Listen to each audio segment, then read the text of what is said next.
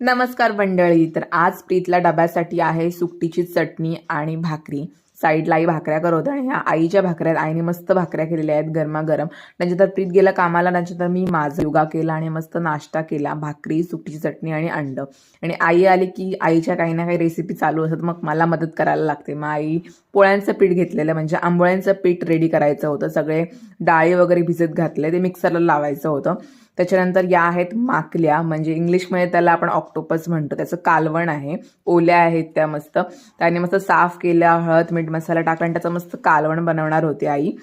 आणि ओल्या माकलांचं कालवण एक नंबर होतो. आणि आपल्या चॅनलचे पहिले 1000 सबस्क्रायबर्स पूर्ण झालेले आहेत. खूप छान वाटतंय, आपली फॅमिली खूप मोठी मोठी होत चाललेली आहे. आणि संध्याकाळी मस्त चपात्या करायच्या होत्या, मी चपात्या करायला लागले आणि इकडे कालवण बनवत होतो. कोलबीचं पण कालवण होतं, माकल्यांचं कालवण आणि चपाती.